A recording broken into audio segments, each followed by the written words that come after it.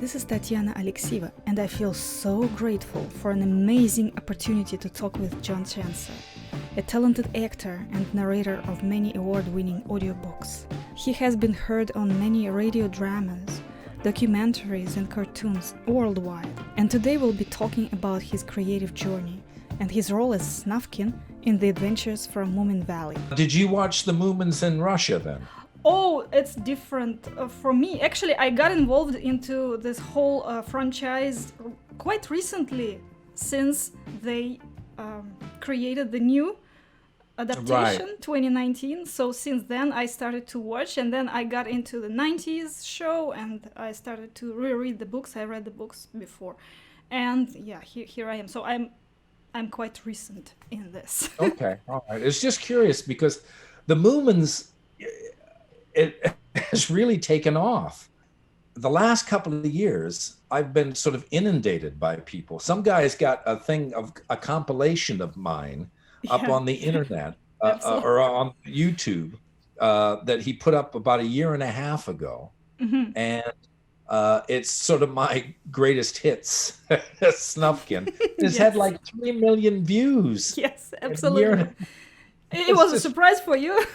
Yeah, I didn't think anything of it. This is quite that's funny. A long time ago. But anyway, we'll save that for when we want to start. It's interesting. Yeah. So actually, new generation is coming to the fandom thanks to 2019, and now they start to watch the 90s show. And I couldn't be happier for them because it's an amazing show, and I show it to my child. She's 4. She loves it. She watches it in many different languages. Yeah, English one is, of course, the best.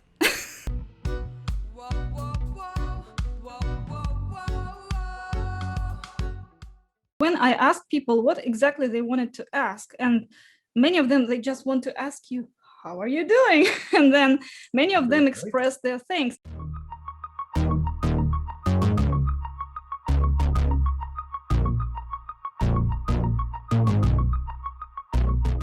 Thank him for bringing so much joy to so many people, and they mean it.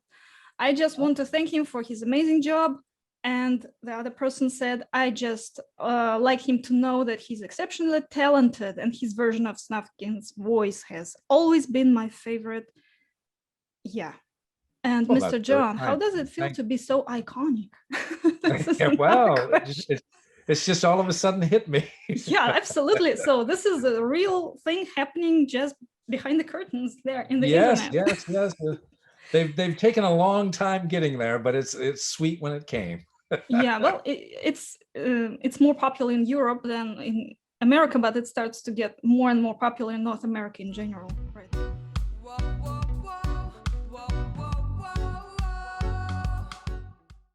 What happened with the Moomins for me was, what year was that? Must have been 92. It was 92, because I remember now, because that was also the year that I started at the New Vic. 92, I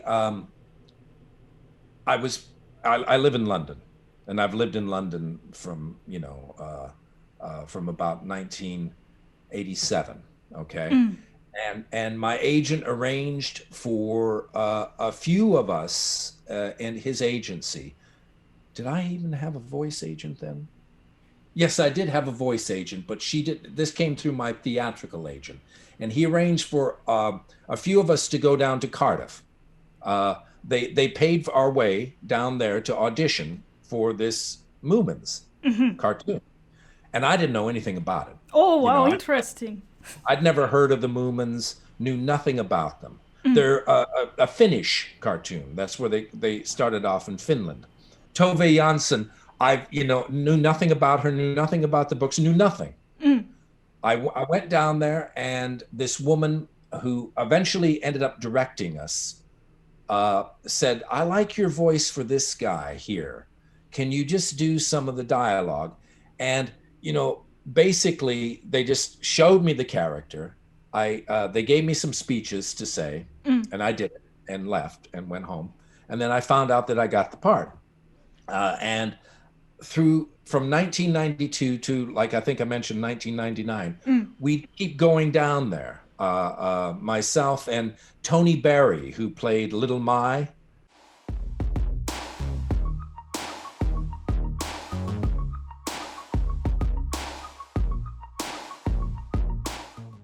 She, although I think it probably should have been pronounced Little Me, but anyway, Little Mai is the way we pronounced it. Yeah, it depends Yeah. on on different variations. And anyway, she and I were with the same agent.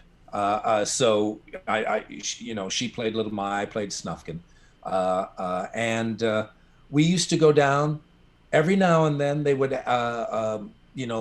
we do it for like 3 or 4 months, and then doesn't hear anything, and then maybe a year or two later, again the same thing, keep going down.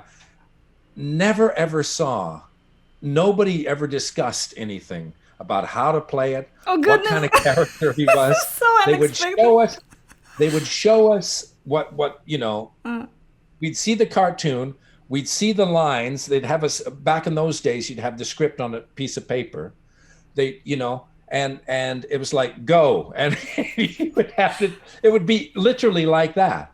So And when you recorded, you didn't interact. It was just lines. it that was you wrote. just, you do it individually. This is the way cartoons work. You Yeah, always okay. do it individually. Yeah. And sometimes if I was, if somebody who recorded their parts before I could hear them, but most of the time it was just me just doing speeches, Okay. trying to get them in the thing.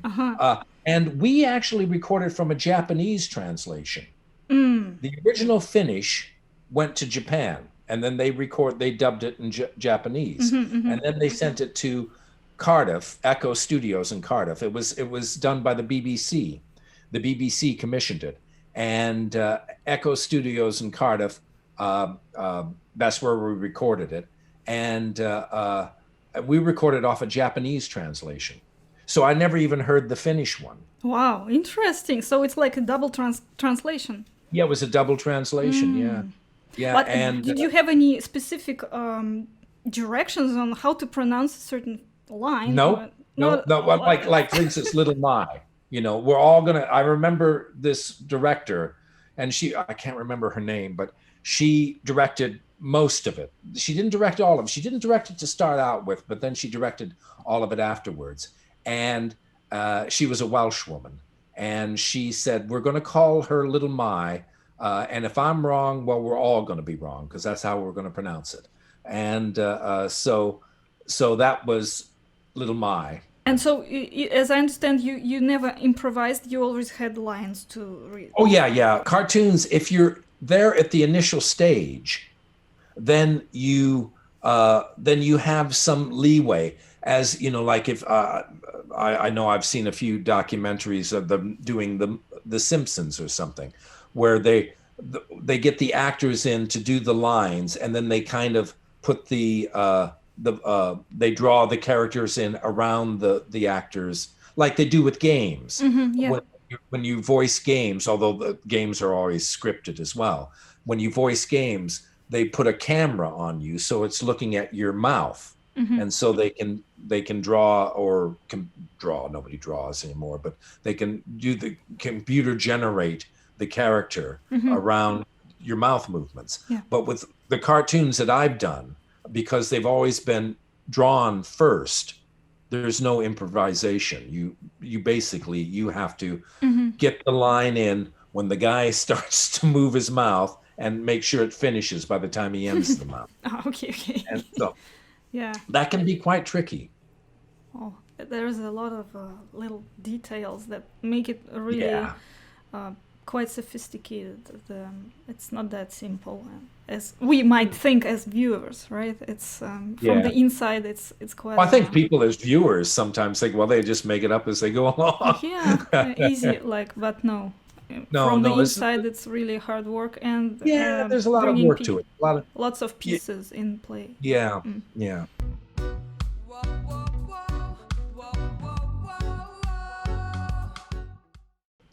But when I came down, I had no idea how big Snufkin was. I had no idea. Since I've seen these things online, these these little YouTube compilations or things. The criticism that I hear about me is from usually the Scandinavians. They don't like the way I did it because I'm too animated. I'm too Snufkin to them is much more morose, much more introspective than I am.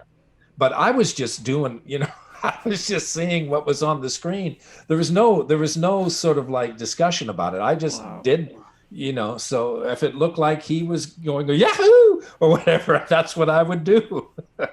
Yeah, even though it doesn't really, for us, normal, like regular folks in North America, it doesn't feel like he's very animated. He's pretty reserved still. So yes, he is. I mean, there was just some bits, like if you're, I suppose when I think about that, if you're miserable all the time, nobody wants to know, really, do they?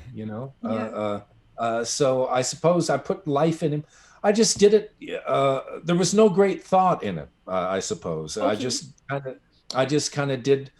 I always thought, to me, seeing him and my background, I always thought he was a cross between Bob Dylan and the Fonz.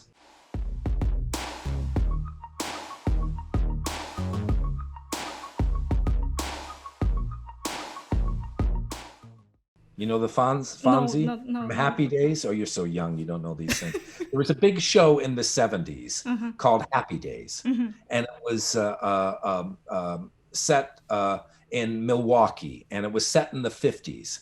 And there was this character, his name was Arthur Fonzarelli, and they used to call him the Fonz. And he'd go, hey! He was the cool guy.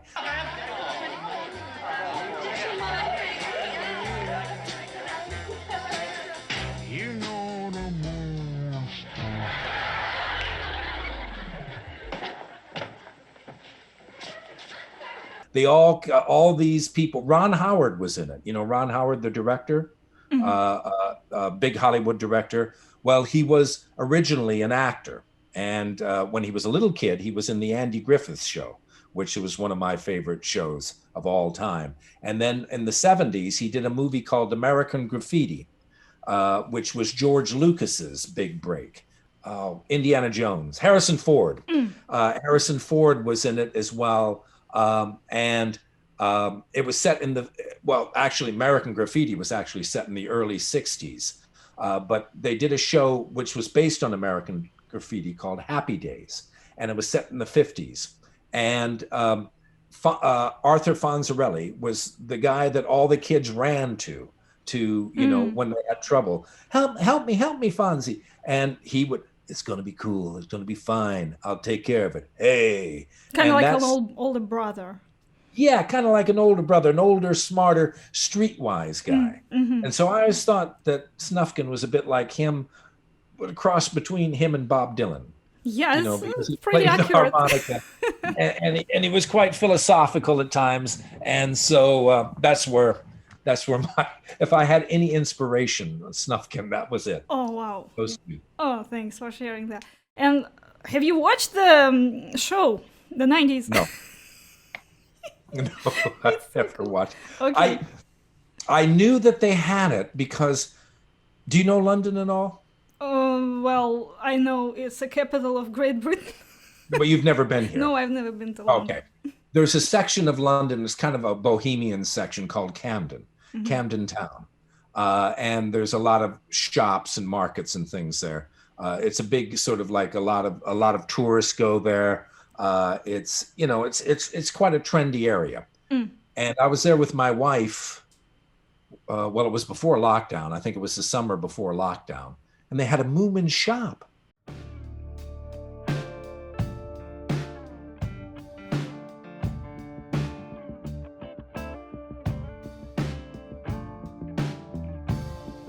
They had a shop that was just Moomin stuff. Yeah, and I couldn't believe it.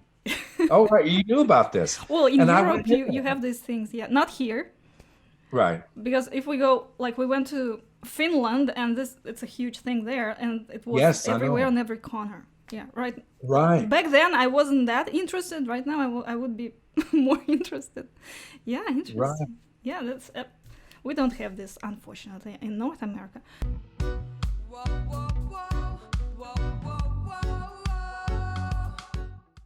I wonder if you have any funny stories or memorable stories from the recording, or it was like just reading and that's it, or something. Well, not any particular funny stories, because it was just me usually. Yeah. Well, it was always just me, you know. It was always fun to do. I know that, but no, you know, actors get up to mischief when there's more than one. Yeah, I imagine. There's only me down there. There really wasn't. Really, you know, I would go. It's if I remember correctly, they usually had me come there the night before, so they put me up in a hotel for a night, and then I would do you know, I would do either a morning or usually it was usually a morning or an afternoon. I don't think I ever did a full day on it. It can be quite exhausting when you do like a full day of that. But I know that they wanted to get as many episodes out as possible because we didn't get paid by the episode. We got paid by the session. Mm-hmm. And they actually got a very good deal on us because you don't get paid like that with cartoons anymore. You get paid by the hour now with cartoons. But back then they paid us by the session. Mm-hmm. And a session would be 3 hours, you know, either a morning or an afternoon. But no, I don't have any particular funny stories about it, unfortunately. I have a question about as being a voice actor. It's quite a specific thing. In this case, do you have any rituals to get into a state that is productive, or like maybe, you know, sometimes we have the states like tired a little bit or distracted. Maybe you have something that you do before you start recording, or not at all? No, not really. I mean, obviously, you're talking about just voice stuff, right? You're not talking about... Or maybe even acting. It must be very different, though. Well, it is and it isn't. I mean, you want to be as truthful as possible.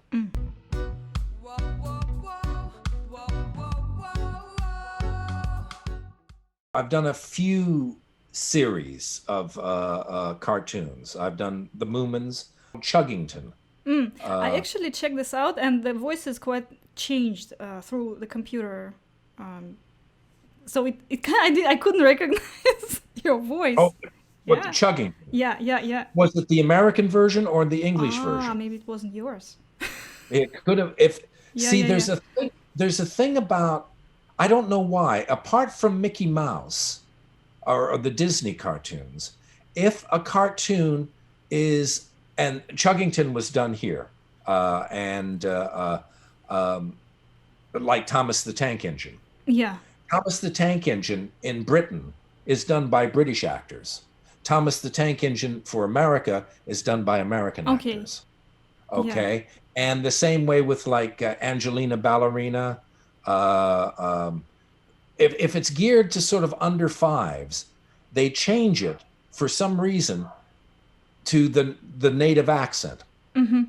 So the guy who was playing Chatsworth, I think that's the character I played in Chuggington, he is British.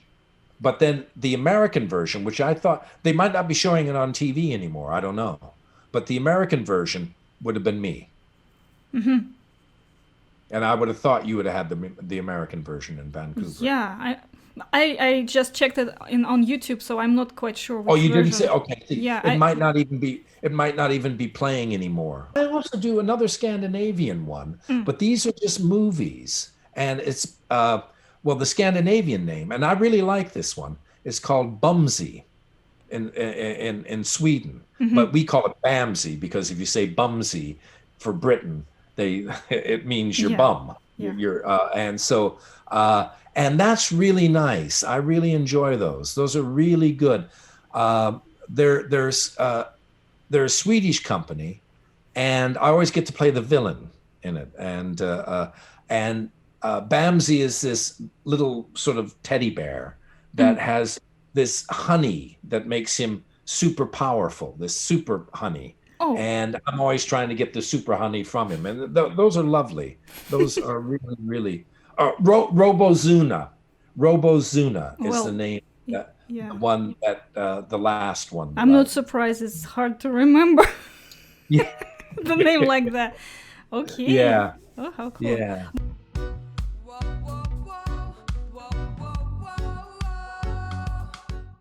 But what is your favorite project if you think about it like so far? Whatever. Everything. Yeah, of everything you've done. Stage. Yeah. Oh God.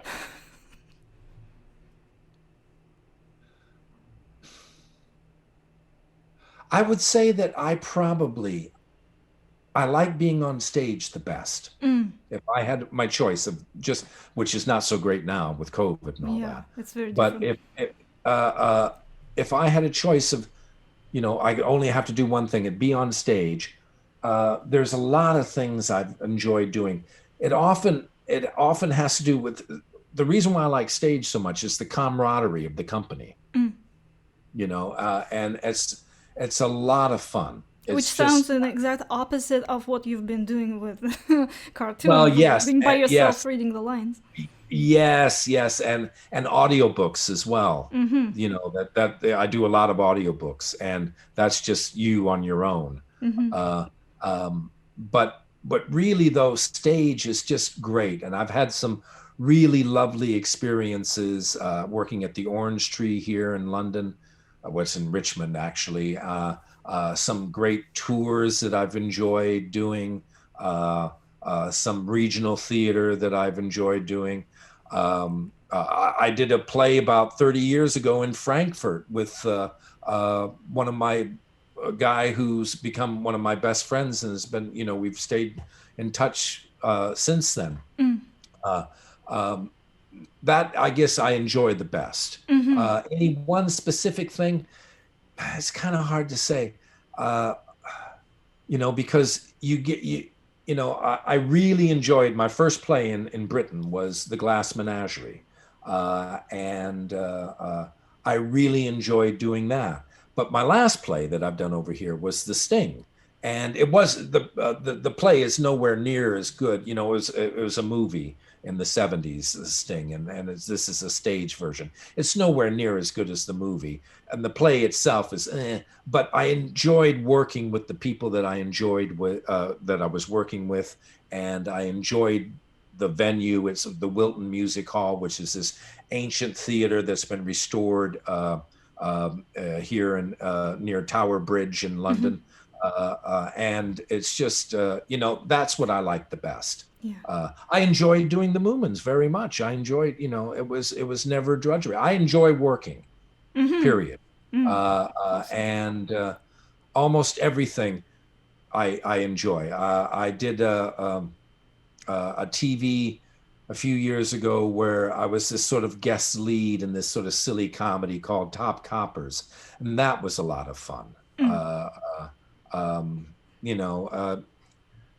I just enjoy working. I did an audio drama today that I enjoyed doing. I'm doing these audio dramas are coming. They're becoming more and more prominent, and I'm very glad. Since COVID? But so no, I think it's just. I think it's because of people, the way people buy things. People buy these. They stream them. They get them from Audible, and so you can buy the audio drama instead of buying like an audiobook. So you can listen to that when you're doing your housework or running in the park. Or are you recording together in this case because there is an interaction between the characters? If you are recording, when you do audio drama, you're usually in the studio. Even today, I was in the studio with other people. Yeah. You go into a big studio and it's like doing a radio play. Radio plays, audio dramas and radio plays are really the same thing. It's just that audio dramas don't have the time constraints as a radio play does.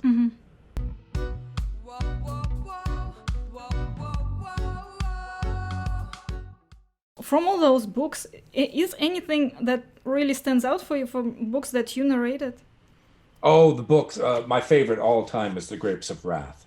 The Grapes of Wrath was a wonderful book. It was absolutely amazing. And the sky more pale, and every day the earth paled. In the roads where the teams moved, where the wheels milled the ground and the hooves of the horses beat the ground, the dirt crust broke, and the dust formed. I always think it's if it's not the greatest American novel, it's certainly in the top 5. It's just a wonderful book, and I so much enjoyed doing that book. Audiobooks can be really arduous because you sit down, you're from whenever you start until you finish, they give you like 3 days to do a book or decide, and you got to get it done in that time. So you really've got to, it's, you're doing a lot of talking, and it's only you got all the characters, you're reading that stuff off the page, usually you do about 100 pages a day, which it's hard. It's, but that book was amazing. I mean, I've done some other audiobooks that I've liked, but never one like that. That was my ultimate. Great. I will definitely check it out. Thank you for it's called The Grapes of Wrath. John Steinbeck. It's Jode family. It's a very famous story. It was made into a movie, I think about 1940, with Henry Fonda as the lead character. It's a John Ford movie. And it is just, it's about a family of farmers in Oklahoma who lose their farm because of the Dust Bowl that comes in, and they become migrant workers, and they have to go out to California. They get this little handbill, and it says that we need workers out in California, farm workers. And so they sell everything. Well, they sell everything they can, and this family moves and goes out to California. It's just an amazing story. Interesting. Yeah.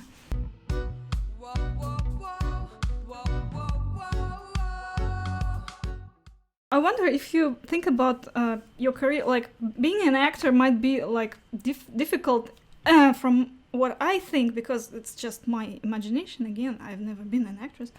But when you, for example, apply for certain roles, you might get rejected, and it's kind of like a bit personal. It might feel personal. So I wonder if there is something like that, or it's... Oh God, yeah.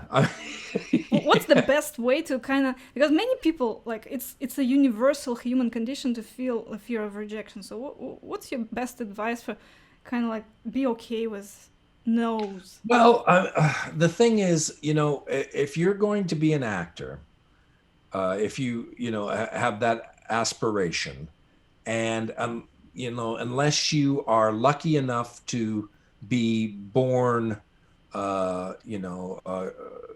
George Clooney's kid or something like that, you're going to get rejection.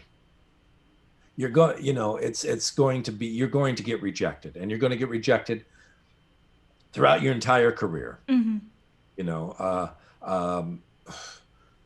Very few actors have a career like Tom Hanks, for instance, who I'm sure when Tom Hanks first started out that he probably failed a lot of auditions, but then he started rolling, and then he gets to choose what he wants to do.